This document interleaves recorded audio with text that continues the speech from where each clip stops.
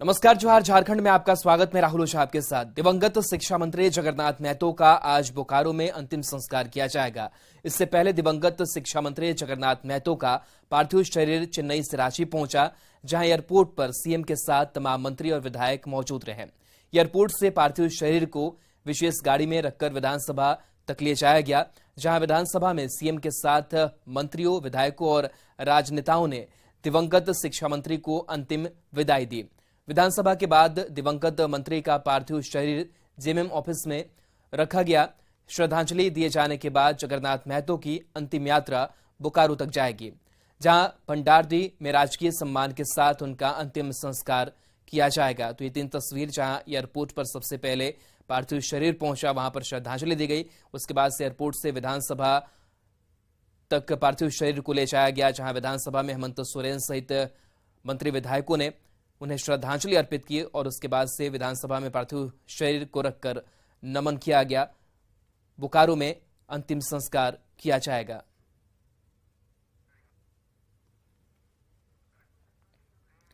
तो विधानसभा परिसर में दिवंगत शिक्षा मंत्री का पार्थिव शरीर अंतिम दर्शन के लिए रखा गया। इस दौरान सीएम के साथ तमाम विधायक और मंत्री भी मौजूद रहे। सभी ने दिवंगत नेता को श्रद्धांजलि दी, साथ ही झारखंड के लिए उनके योगदान को याद किया। इस दौरान सभी नेता भावुक दिखे।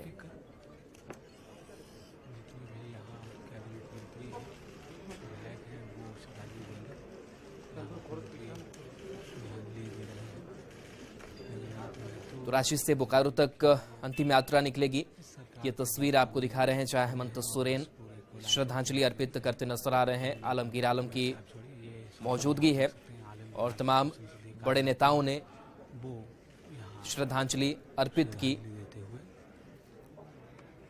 और सामयिक निधन हुआ। चेन्नई के एक अस्पताल में शिक्षा मंत्री जगन्नाथ महतो का, और उसके बाद से राजनेताओं का जमावड़ा उनको श्रद्धांजलि अर्पित करने के लिए पार्थिव शरीर सबसे पहले एयरपोर्ट पहुंचा और उसके बाद से विधानसभा ले जाया गया। उसके बाद से जेएमएम ऑफिस में भी पार्थिव शरीर को रखा गया। ये तस्वीर है विधानसभा की, और जहां पर इस पार्थिव शरीर को नमन नेताओं ने किया और रांची से लेकर के बोकारो तक अंतिम यात्रा निकाली जाएगी, जहां पर अंतिम संस्कार राजकीय सम्मान के साथ किया जाना है। तो पूरी तैयारी भी की गई है, सबकी आंखें नम है इस विदाई के वक्त। अंतिम विदाई को लेकर के काफी लोगों की भीड़ भी लगी रही और ये तस्वीर आपको दिखा रहे हैं, चाहे हेमंत सोरेन से लेकर के तमाम बड़े राजनेताओं की मौजूदगी। इस वक्त अंतिम विदाई के दौरान तिरंगे में लपटा हुआ पार्थिव शरीर शिक्षा मंत्री जगन्नाथ महतो का। जगन्नाथ दा झारखंड मुक्ति मोर्चा का एक स्तंभ थे और इनका जो छवि था दूसरे में नहीं आ सकता है और ये अद्भुत आदमी थे, बड़ा भाई मेरा थे और सबको लेकर चलते थे। इतना बड़ा क्षति झारखंड मुक्ति मोर्चा को हुआ कि हम बता नहीं सकते। का तो अंत होता ही है, हर एक इंसान को तो अंत होता ही है, लेकिन जगन्नाथ दास जिस तरह आज हमारे बीच से चले गए हैं, एक झारखंड के लिए फिर क्षति है, इसको भरपाई करना संभव नहीं है। अच्छे नेता, अच्छे साथी और एक मार्गदर्शक के रूप में झारखंड को देखा गया है। वे हठी नहीं थे, अपनी बात पर अड़े नहीं रहते थे, बल्कि ये जानकारी हो जाती थी कि सही क्या है तो सही को ही अपनाते थे। इसलिए कैसे व्यक्ति थे जो नौकरशाही के प्रभाव में कम रहते थे और जो उत्तर आते थे विधानसभा में उनकी छानबीन करते थे और मुझसे तो पहले भी संपर्क कर लेते थे कि अधिकारी ने ऐसा कहा है, आपको लगता है कि कुछ और इतर है तो बताइए, और बताने पर वो बदलाव करते थे। कहें कि एक अपूर्णीय क्षति है और हम जगन्नाथ जी को नमन करते हुए, श्रद्धासुमन अर्पित करते हुए बहुत लंबे समय तक काम करने का साथ में अवसर मिला और हर छोटी से छोटी, बड़ी से बड़ी समस्या जो झारखंड की होती थी, चर्चाएं होती थी, बहुत ही बेबाक ढंग से बात अपनी रखते थे, चाहे सरकार की बात हो या विपक्ष की बात हो। और कई मुद्दों पर हमेशा झारखंड के मुद्दों पर समय समय पर बातें भी होती थी, चर्चाएं भी होती थी। वो जगन्नाथ बाबू उसके लिए एक मिसाल के रूप में थे और उनके इस असमय चले जाना इस राज्य के लिए बहुत बड़ा क्षति है। इनके चले जाने से जो राजनीतिक जगत में जो रिक्ति उत्पन्न हुई निकट भविष्य में उनको पूरा करना मुश्किल है। दिवंगत जगन्नाथ महतो का पार्थिव शरीर विधानसभा के बाद जेएमएम केंद्रीय कार्यालय लाया गया, जहां JMM supremo Shibu Soren, CM Hemant Soren सहित मंत्री, विधायक और नेताओं ने श्रद्धांजलि दी। श्रद्धांजलि के बाद जगन्नाथ महतो के पार्थिव शरीर को उनके पैतृक आवास के लिए रवाना किया गया। पार्टी महासचिव विनोद पांडे ने कहा कि दोपहर 3 बजे तक मुख्यमंत्री हेमंत सोरेन सहित कैबिनेट के मंत्री और विधायक जगन्नाथ महतो के पैतृक आवास पहुंचेंगे। रास्ते में भी दिवंगत जगन्नाथ महतो के अंतिम दर्शन के लिए आम लोगों ने तैयारी की है।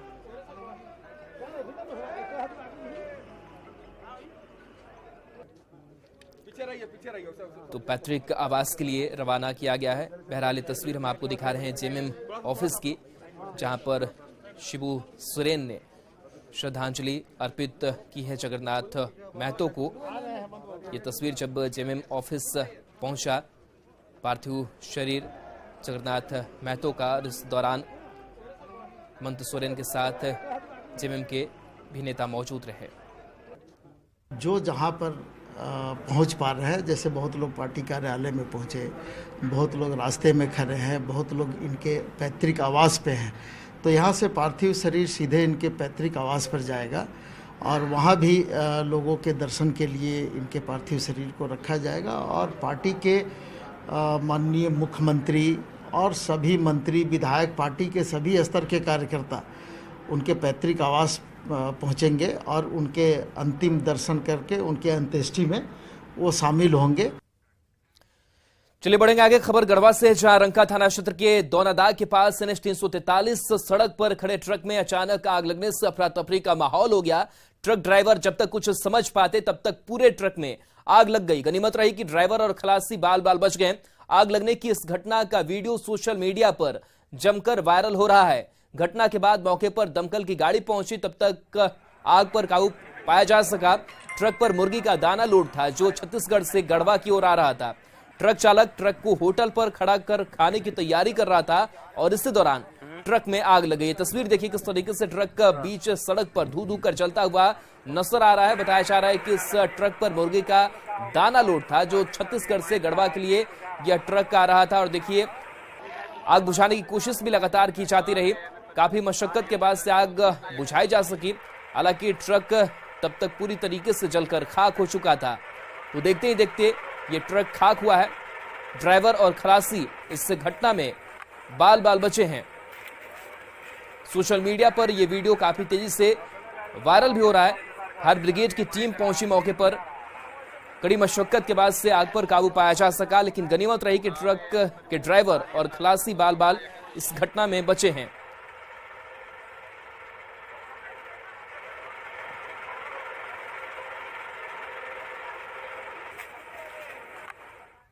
गिरिडीह में उत्पाद विभाग ने अवैध महुआ शराब के खिलाफ सघन छापेमारी अभियान चलाया। डुमरी थाना क्षेत्र के बेलदारी टोला में कार्रवाई की गई। इस दौरान लगभग 100 क्विंटल जावा महुआ को नष्ट किया गया, साथ ही सैकड़ों लीटर महुआ शराब को बरामद किया गया। उत्पाद अधीक्षक के दिशा निर्देश पर छापेमारी की गई। वहीं घटनास्थल से शराब तस्कर फरार हो गया। महुआ शराब के अवैध कारोबार में शामिल आरोपियों के खिलाफ विभागीय अधिकारी कार्रवाई में जुट गए हैं।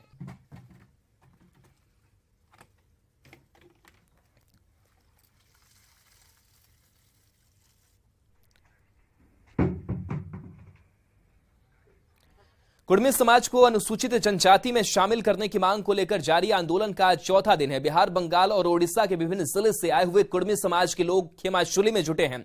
यहां नेशनल हाईवे सड़क पर और रेलवे स्टेशन के ट्रैक पर कुड़मी समाज का पूरी तरह से कब्जा है। यहां जुटे लोग अपनी 3 सूत्री मांगों को लेकर नारेबाजी के साथ आंदोलित है।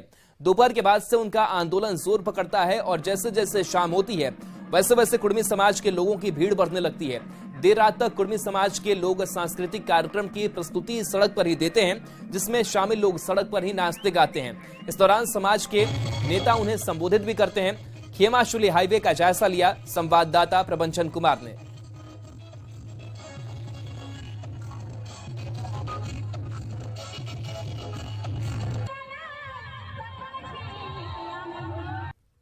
झारखंड के बंगाल के खेमासोली का नज़ारा हम आपको दिखाते हैं। आप देख सकते हैं कि हाईवे में किस तरह कुर्मी समाज के जो लोग हैं वो पूरी तरह सड़क पे है।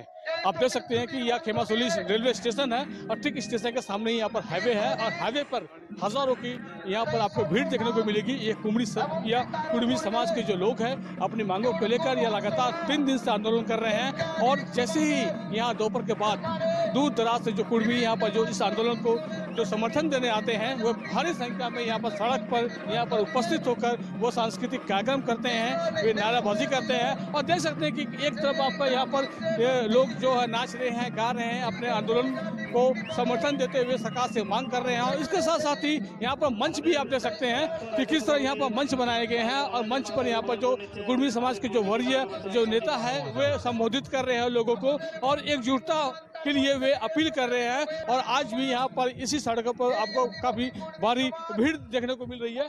हमारे साथ में यहाँ कुछ लोग भी आए हुए हैं, उनसे जानते हैं कि वे कहाँ से आए हैं इस आंदोलन को समर्थन करने के लिए। ধনঞ্জয় মাহাতো, আমি শিলদা অঞ্চল থেকে, শিলদা অঞ্চল, ঝাড়গ্রাম জেলা শিলদা অঞ্চল থেকে এসেছি। হ্যাঁ, মাগ এসটি আদায়, সিআরআর রিপো এসটি আদায়। হ্যাঁ, ওই একই জায়গা দীপেন মাহাতো, सीआरआई रिपोर्ट सिलदा से। वो भारी संख्या में यहाँ पर इस सड़क पर यहाँ पर पहुंचकर इस आंदोलन को समर्थन भी कर रहे हैं और सबसे बड़ी बात है कि देर रात तक यहाँ के जो लोग हैं यहाँ पर देर रात तक यहाँ पर उपस्थित होकर अपनी मांगों को लेकर सांस्कृतिक कार्यक्रम यहाँ पर करते हैं। तो यहाँ पर तरह तरह के वे नारेबाजी करते हैं और इस आंदोलन को अपना समर्थन दे रहे हैं। रंजन कुमार, न्यूज़ 18 जमशेदपुर।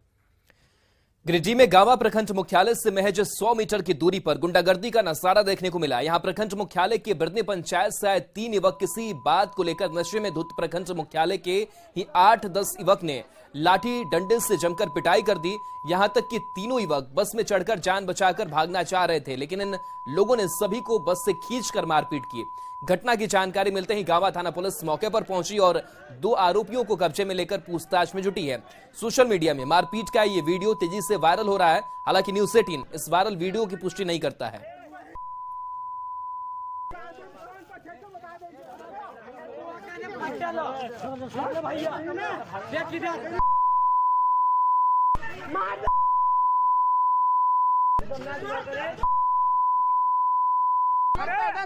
ठीक है।